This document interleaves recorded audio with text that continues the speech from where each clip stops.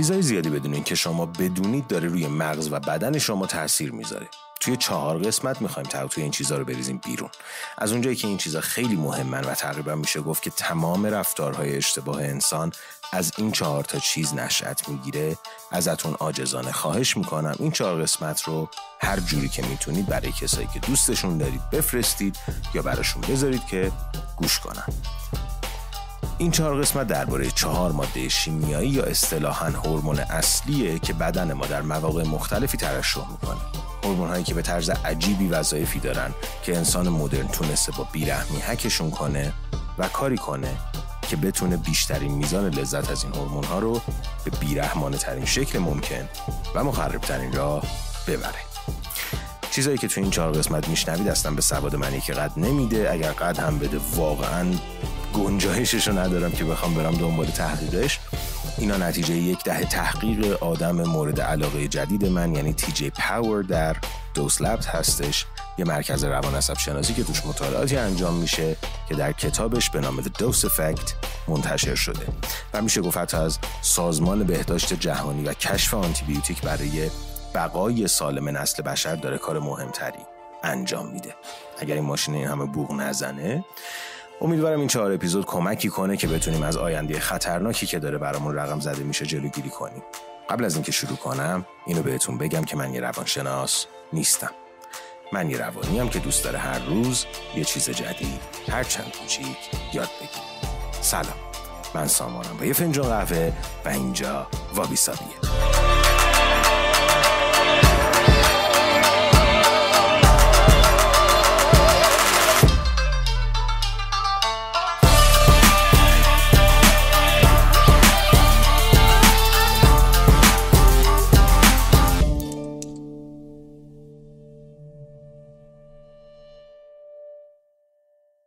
قبل از شروع اصل مطلب یادتون نره که توی اینستاگرام و یوتیوب و تردز و ایکس هم همراهتون هستم. شاید کمی کم رنگتر از قبل ولی میدونم که به بزرگی خودتون میبخشید. لینک تموم این سوشال مدیا توی بخش دیسکریپشن یا توضیحات این اپیزود هست. ضمن با توجه به اینکه ممکنه گاهی اوقات غیر مستقیم حرفایی بزنم که مناسب اصولا 18 ساله ها، اما در کشور ما خب مناسب زیر 12 سال نباشه، دیگه حواستون رو بدید که اوضاع قاراش میش نشه. خب دوس که به شکل DOS اسپل میشه پایه اصلی کار این 4 اپیزوده. خوش اومدید به اپیزود 3، هورمون 3 S یعنی سروتونین. همونطور که میدونید وقت زیادی گذاشتیم تا به عمق دوپامین بریم، اینکه این ماده شیمیایی چطور انگیزه و بهره‌وری ما رو شکل میده و چطور توی دنیای مدرن داره دزدیده میشه. در مورد اکسیتوسین هم صحبت کردیم که بمیرم بلای دل سینگلا موقع شنیدن اون اپیزود چقدر دوست داشتید توی آغوش سولمیتتون باشید. حالا ولش کن، وقتشه الان تمرکز رو ببریم روی ماده‌ای که به اندازه اون 2 هورمون دیگه برای سلامتی کلی ما ضروریه. کلی ما نه کلیه ما. سروتونین ماده‌ایه که بیشترین مسئولیت رو برای خلق و خو و سطح انرژی ما داره. در واقع راه مغز و بدن ماست برای اینکه بفهمه وضعیت کلی سلامتی و سرحالیمون چطوره. وقتی بدن ما در حالت خوبی باشه، خواب کافی، نور خورشید و غذاهای مقوی، این باعث افزایش سروتونین در روده ها میشه و همین مستقیما روی ذهن و حال ما تاثیر مثبت میذاره. درست شنیدید. نکته خیلی مهم در مورد سروتونین اینه که حدود 90% اون در روده ها و کلا سیستم گوارشی ما ساخته میشه. این فقط جزئیات کوچیکی از آناتومی بدن ما نیست، بلکه واقعیت بزرگه که سلامت گوارش ما رو مستقیم به حالت ذهنی و احساسیمون وصل میکنه. ما یه عصب داریم که به فارسی سخت بهش میگیم عصب واگ. نمیدونم از کجا اومده، اما به انگلیسی نرم بهش میگن ویگس نرو که سیستم گوارش رو به مغز وصل میکنه. البته خب توی کل بدن هستش این سیستم وگاس نرو، ولی خب این تیکش که سیستم گوارش رو به مغز وصل میکنه خیلی تو چشتره. برید توی اینترنت یه سرچ ساده بزنید، به قول سری از دوستان نگم بهتون، میتونید کاملا این عصب رو و نحوه پخش شدنش در بدن رو ببینید. میتونید سرچ کنید VAGUS NERVE یا مثل آدم بنویسید عصب واگ، کسی کارتون نداره. دیگه باید درک کرده باشید که چرا 90% مواقع چی نمیفهمید یا تکلیفتون با خودتون مشخص نیست. جامعه مدرن چطور روی این ماده حیاتی داره تأثیر میذاره؟ بیشترش برمیگرده به غذایی که میخوریم. توی حالت ایدئال وقتی غذاهای کامل و مقوی وارد بدن میشه، سیستم ما اونو میشناسه، تجزیهش میکنه و یه سری موادی از جمله تریپتوفان آزاد میکنه که یه شالوده‌ای برای ساخت سروتونینه. اما بزرگترین مشکل امروز ما فراوانی غذاهای فوق فراوری شده است. چقدر ف داشت. همون Ultra Processed Foods یا به اختصار UPF. وقتی این غذاها وارد بدن میشن، اولویت بدن تغییر میکنه. به جای اینکه تمرکز بذاره روی ساخت سروتونین، تمام انرژی صرف دفع کردن این محصولات مضر میشه. همین باعث افت جدی سطح سروتونین ما میشه و در واقع بدن سروتونین کم میاره. درست مثل وقتی که شما با حقوق ماهی 15 میلیون تومان میری آیفون 16 پرو مکس 1 ترابایت میگیری، ماهی 35 میلیون قسطشو میدی. این ناقلای لاکچری. نتیجه خیلی از ما دچار خستگی و بدخلقی مزمن میشیم، یعنی هستیم همین الان. این ارتباط مستقیم با مواد غذایی داره که میخوریم، یا بهتر بگم نمیخوریم. حالا توی راه حل‌های عملی یه خورده جلوتر بهتون میگم که باید چی کار کنید. دیگه فکر میکنم رسم شده که برای هر کدوم از این هورمونای قانون بگیم. قانون سروتونین چی میگه؟ شاید به گوشتون آشنا بیاد. هر روز بدون هدفون، یا بهتر بگم بدون تکنولوژی، در طبیعت قدم بزن. این کار ساده اثر دومینویی مثبت رو روی همه بخش‌های سروتونین میذاره، از تغذیه، کیفیت خواب، نور خورشید، حتی تنفستون. در واقع سروتونین یعنی بازگردوندن بدن به هماهنگی با طبیعت، چیزی که فرقه ها و مکاتب دینی و غیر دینی با اسمهای مختلفی از جمله هم فرکانسی با طبیعت، ازدواج با درخت، بودای مست و غیره و ذالک ازش یاد میکنن. دلیل علمیش میشه این: با بغل کردن درخت نه روحی در شما حلول میکنه و نه فرشته برگاییل بهتون نازل میشه. صرفاً هورموناتون به حالتی در میاد که بهترین حالت هورمونی انسانه. حالا از بس نزنیم بیرون. بزرگترین قطع ارتباطی که ما با این روند طبیعی داشتیم این بوده که دیگه زمان زیادی رو در طبیعت نمیگذرونیم. وقتی مدت طولانی در طبیعت باشی، مخصوصاً بدون حواس پرتی مثل هدفون، موبایل، سیگار، کتاب و کلاً هر چیزی که اعضای بدنت نیست، بدن و ذهن به طور طبیعی تمایل پیدا میکنه به انتخابای سالمتر، چه در غذا، چه در خواب، چه در سبک زندگی. قراره به جای صدای گوخوریای الکی دانه‌های اینستاگرامی صدای خشخش برگا و عرعر پرنده ها رو بشنوی. دیگه فکر میکنم از این انتخاب راحت‌تر نداریم دیگه. تو یه کافه زر دکتر کاویانی، تو کافه دیگه صدای تکون خوردن برگ درخت‌ها توی باد. کدوم انتخاب میکنی؟ سوال صحیح اینجاست: چرا طبیعت اینقدر برای سروتونین قدرتمنده؟ چرا اینقدر مهمه؟ اوایل قرن 21 یعنی سال 2000 و اندی، یه روانشناس ژاپنی به اسم دکتر چنگ لی تحقیقاتی انجام داد روی چیزی به نام شینرین یوکو یا حمام جنگل. ایده ساده بود: قدم زدن آهسته و آگاهانه توی جنگل بدون هیچی. نتیجهش چی شد؟ کاهش استرس، بهبود خواب، کاهش اضطراب و افسردگی. چرا؟ چون طبیعت خونه اصلی ماست. 300,000 سال ما توی جنگل کنار ساحل یا کوه‌ها زندگی کردیم. وقتی وارد طبیعت میشیم، بدن فوراً واکنش نشون میده. ضربان قلب میاد پایین، فشار خون کم میشه، افکار کندتر میشن. مغز و بدن پیام میدن اینجا خونمه، میتونم آروم باشم. حتی اگه توی شهرهای بزرگ زندگی میکنید، معمولاً پارک‌های زیادی نزدیکتون هست. مسئله بیشتر اولویت اینجا تا دسترسی. حتی چند دقیقه قدم زدن توی پارک نه چندان بزرگم میتونه براتون مفید باشه. حتما نیازی نیست به جنگل و از درخت بالا رفتن و این داستانا. البته اگر از یه درختی بالا بکشید خیلی موثرتره، ولی یادتون نره قدمای کوچیک بردارید. با ماشین، مترو، اتوبوس، با هر وسیله نقلیه‌ای. مطمئنم فاصلتون تا نزدیکترین پارک کمتر از ربع ساعته. تنها چیزی که هست برای اثرگذاری بیشتر پیشنهاد میکنم هرچه هیپی‌تر بهتر. یعنی پا برهنه روی چمن زیر آفتاب. این همون مفهوم گراوندینگ یا زمینگیری هستش. بدن ما مثل هر چیز دیگه‌ای توی دنیا بار الکتریکی مثبت داره. البته بار الکتریکی داره، بدن ما بار الکتریکیش مثبت. زمین بار الکتریکیش منفیه. یه از علوم تجربی راهنمایی یادتون هست دیگه. تماس مستقیم پا با خاک این بار الکتریکی رو متعادل میکنه و همین باعث آروم شدن سیستم عصبی میشه. این فرایند سیستم عصبی پاراسمپاتیک یا همون سیستم آرامساز بدن رو فعال میکنه. بهش میگن پاراسیمپاتیک فکر کنم اگه درست بگم. برعکس سیستم سیمپاتیک یا سمپاتیک که مربوط به استرسه. محیط‌های شهری مدرن بیش از حد سیستم سمپاتیک رو فعال میکنن.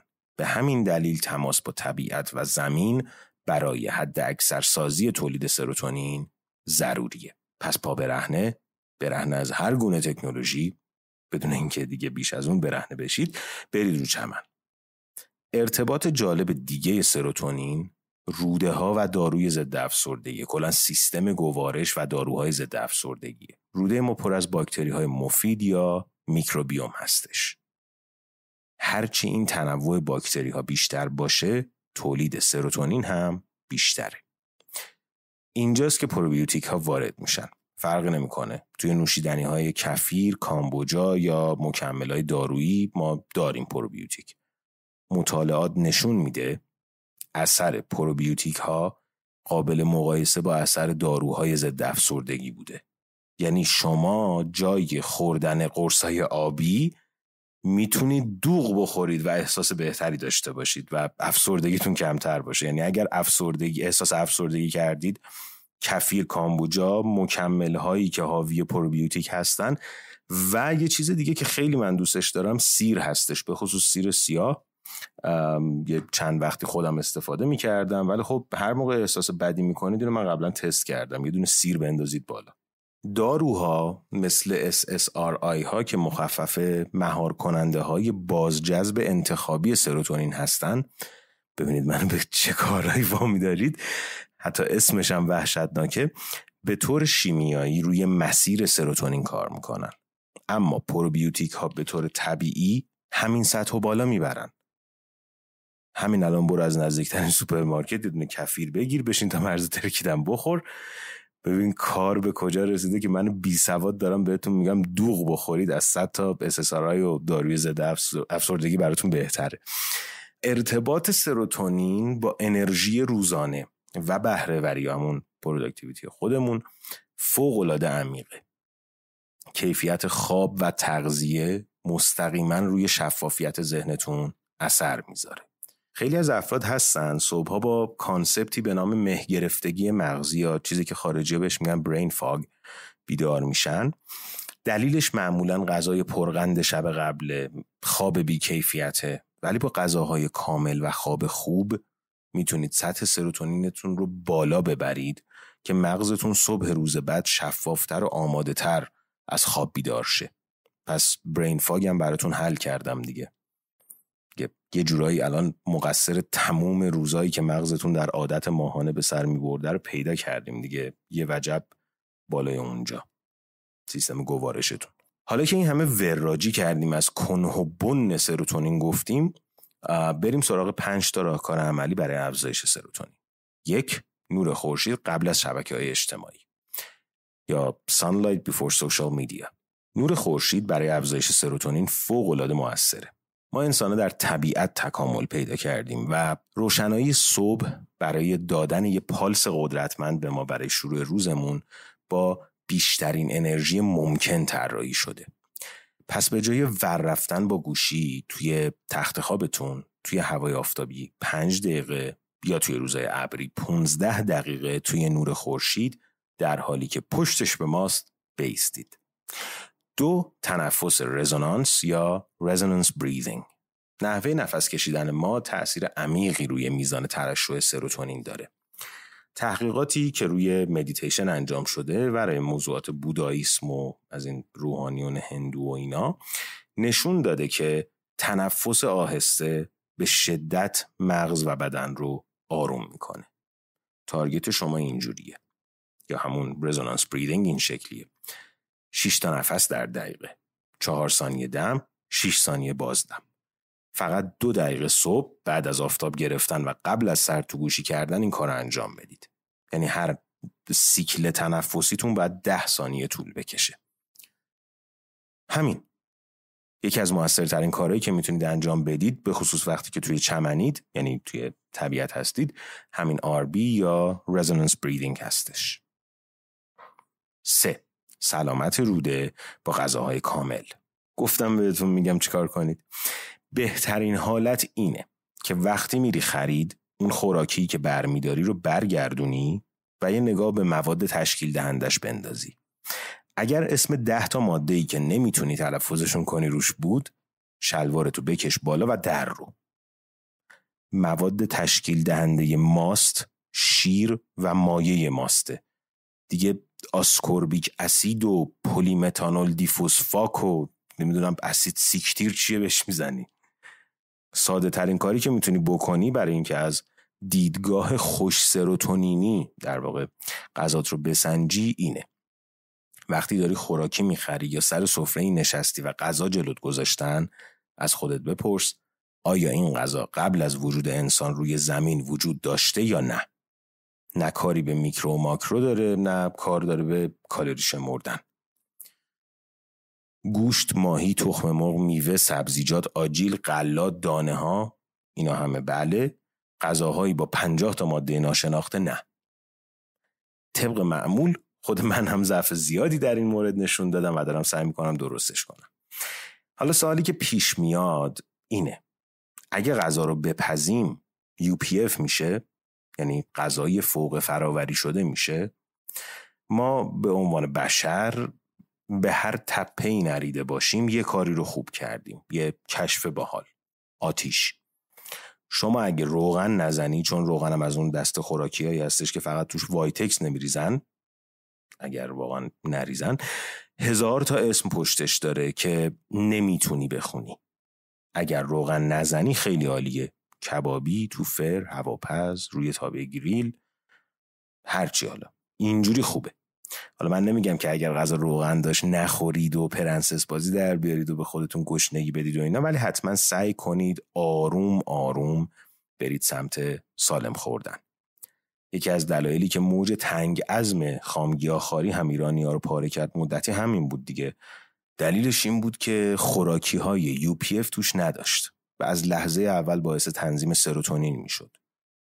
خود همین قضیه باعث تنظیم بقیه هورمونا میشد.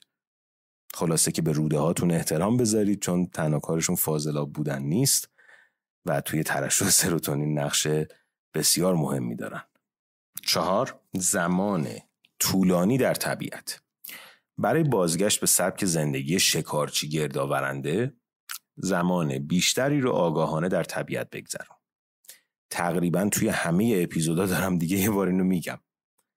بیش از این توضیح ندم براتون، فقط اینو بدونید که ما برای ترشح سالم تمام هورمون‌ها به خصوص دوپامین و سروتونین نیاز داریم که به جایی برگردیم و تو حالتی باشیم که اجداد ما سالها پیش به صورت روزمره توش بودن و تجربهش میکردن. نظریه تکامل دیگه مشخصه دیگه. برای درک بهتر به اون نظریه رجوع کنید. اگرم از این تکامل ناباورها و طرفداران زمین تخت هستید که با احترام تام به نظرتون، سرتون تو درگاه USB لپتاپم. 5. اولویت دادن به خواب عمیق. یه چندین اپیزودو به خواب اختصاص دادم توی پادکست دیگه، بعد برید گوش کنید. ولی در کل بعد از ساعت 9:30 شب سعی کنید گوشی رو بذارید کنار، حداقل نیم ساعت تا 1 ساعت قبل از خواب با گوشی کار نکنید. خیلی عالیه. اگر اصرار داری که من ویدیو نبینم خوابم نمیبره، از این گلواژه ها، همون جوری که اشاره کردم قبلا با حالت نایت شیفت برای با کلاسای لعنتی و برای اندرویدی های پست و فقیر حالت آی کامفورت شیلد، اینو فعال کنید و سعی کنید اگر ویدیو میبینید طولانی و آرامش بخش باشه. بهترین حالتش ویدیوهای بالای 15 دقیقه است. یه ضرب المثل خارجی هستش که میگه 1 ساعت خواب قبل از نصف شب اندازه 2 ساعت خواب بعد از نصف شب میارزه. ضمناً میدونم که شما اهل این کثافت کاری نیستید. هر وار رفتگانتون اگر بتونید الکلیجات رو هم شبا کمش کنید یا حداقل اگر میخورید تا حد بارداری خودتون و اطرافیانتون نخورید. بخوام جمع‌بندی کنم، سروتونین حالت بدن رو به مغز گزارش میده، خواب خوب، نور خورشید، غذای سالم، اینا همه حال خوب رو براتون میاره. حال بد و چی میاره؟ غذای ناسالم، بیخوابی، طولانی نشستن. چی گفتم؟ طولانی نشستن؟ چه نشستن طولانی مدت. اما افسردگی فقط سروتونین نیست، ترکیبی از همه این هورمونا هستش. تازه افسردگی شاید بیشتر به دوپامین مربوط باشه، چون دوپامینه که باعث اقدام و پیگیری اهدافتون میشه. در اصل وقتی افسرده‌ای توان اقدام نداری. به جای دیدن افسردگی به عنوان مغز خراب، بهتره درک کنی که افسردگی پیام بدنه که سبک زندگیت نیاز به تغییر داره. بازم یادآوری میکنم سلامت روده، ارتباط با طبیعت، خواب، نور خورشید و تنفس درست، اینا رو یادتون نره. اینا تغییرات بزرگ یه شبه نیستن، بلکه آزمون و خطا و ادغام تدریجی رفتار هاست. با بالا بردن سطح پایه‌ای سروتونینتون، ذهن شفافتر، انرژی پایدارتر و خلق و خو متعادلتر میشه. خلاصه که شما شروع کنید، من پشتتونم اگر سوء تفاهم نشه. مرسی که تا اینجا من همراهی کردید. دیگه نگم که تموم لینک ها توی توضیحات هست، شبکه‌های اجتماعی، حمایت و تموم جایی که بهتون میگم توش نرید. تا دفعه بعدی که درباره آخرین هورمون یعنی اندورفین بحث کنیم، من سامانم با یه فنجون قهوه و شما به وابی سابی گوش میکنید.